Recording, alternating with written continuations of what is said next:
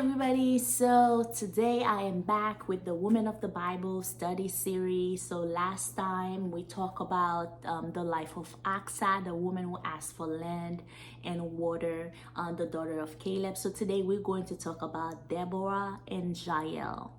And of course, you probably heard about Deborah if you study the Bible or if you go to church. You probably heard that she was the first and only female judge leading the people of Israel. So today I'm going to talk about her, but I'm going to focus on Jael. She is like the unsung heroine, I would say, that we barely talk about.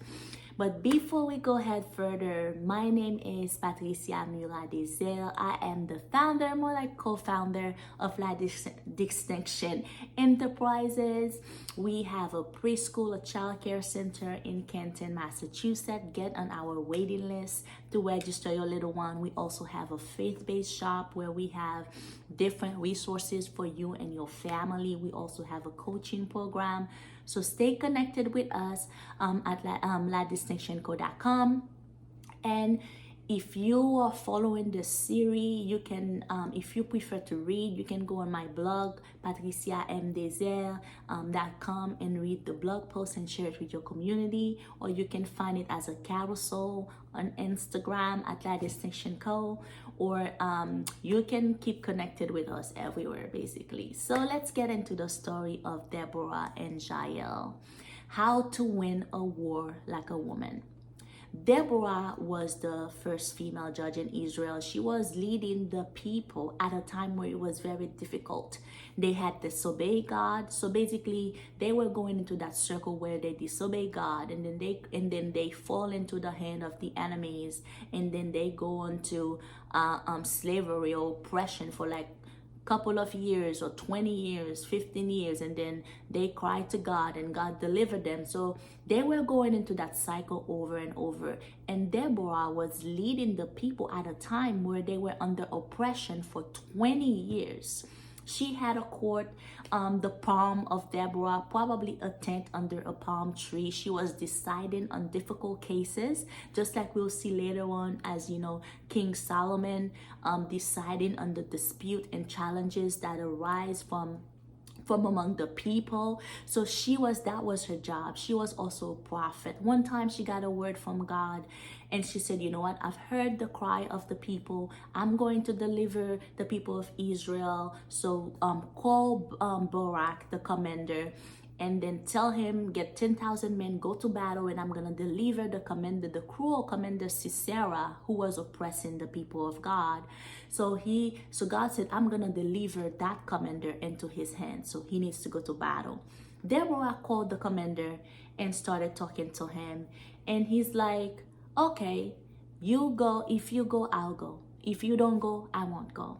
Some people see that part where he responded to Deborah like, oh, he was so afraid that he wouldn't go to battle without Deborah. They said that he trusted Deborah so much that he wouldn't go to battle with her. But when I read and reread the text and I see how Deborah responded to him, Deborah said, okay, yes, I will go with you, but because of the way that you are talking, because of the course that you are taking, God is not going, you're not going to get honor from this. God is going to deliver the commander Sisera into the hand of a woman, and that woman is Jael.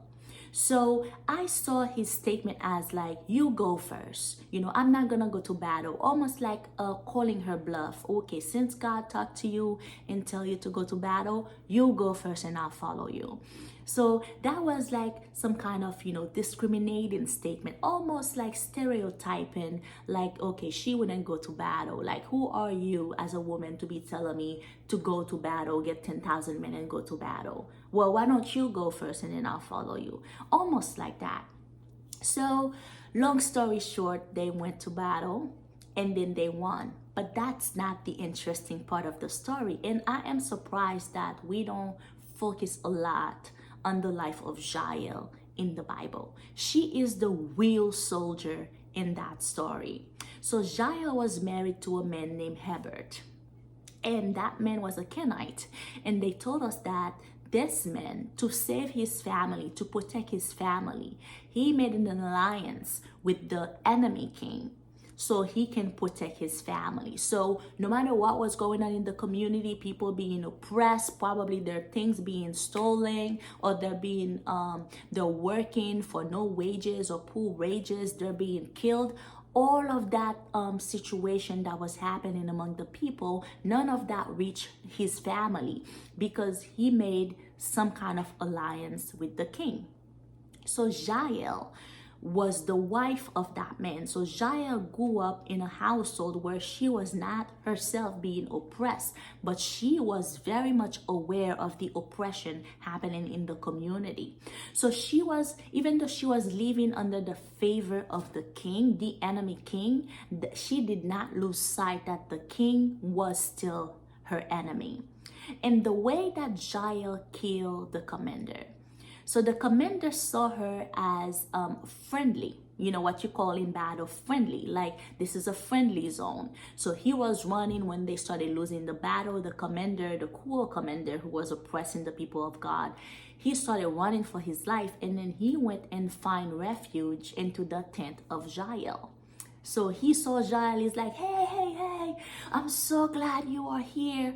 I'm so tired. And then he goes into the tent and he asks for water because he's been fighting so much, killing Jael's people, mind you. But because they had an alliance, so Jael probably spent a lot of time whining and dining and entertaining the people who are really her enemies. You know, do you understand how much self-control you have to have? The commander ran into her tent and he's like, oh, I'm so thirsty. And Jael, I think, already had a plan. So when he walked into the tent, he asked for water and she gave him milk, you know. And then on top of that, she gave him a blanket so he can be comfortable to sleep. And he was so comfortable, you know.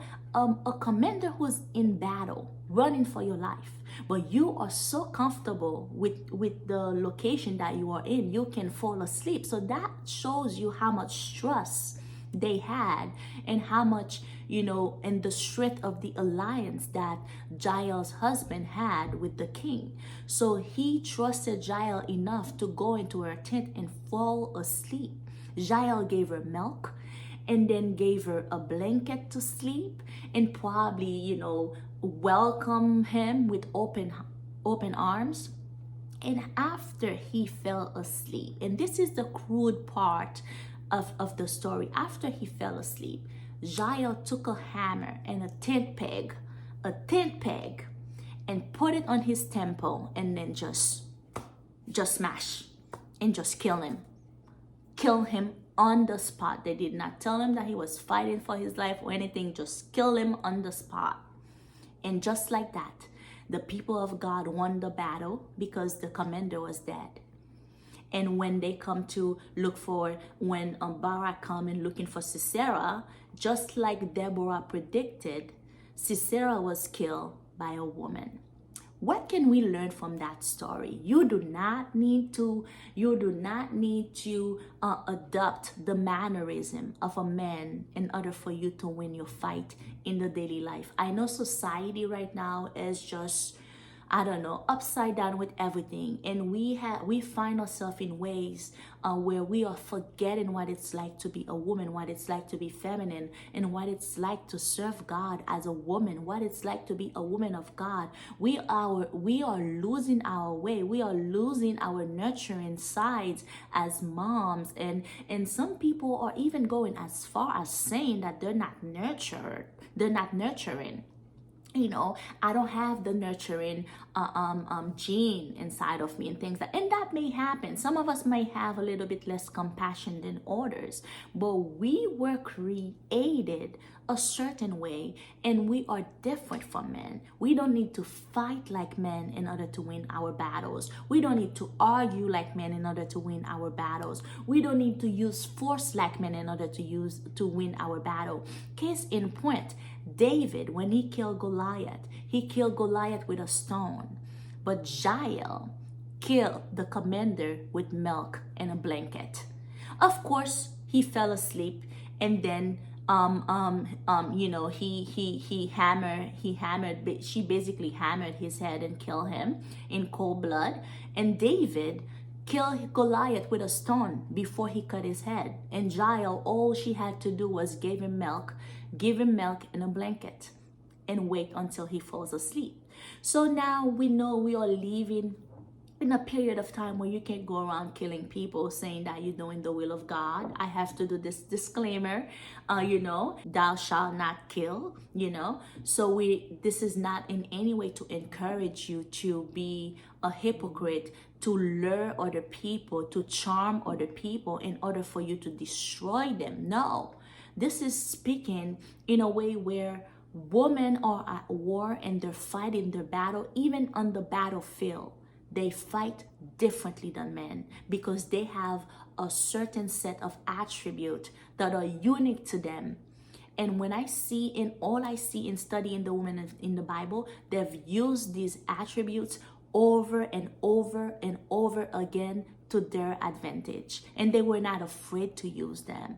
It's not about seducing people in order to get what you want. It's not about being a gold digger, even using your charm so you can get people to pay things for you. But we have been given our charms, our ways, our way of doing things, so we can use them. We have been given all of these assets so we can use them. So some of us are not explicitly seductive. Some of us are not explicitly charming, but we have our ways to get things done.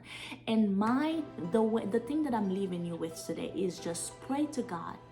Ask God to show you your specific set of skills as a woman, and how you can use them for your advantage. How can you use your specific feminine, or whether not feminine, whatever, your specific attribute, not only for the glory of God, not only to win your battle, but also to serve you in life. So you don't have to pretend to be somebody else in order for you to fight your wars, in order for you to fight your battles. So I am stopping here. It's 12 minutes, but we covered 2 stories in one.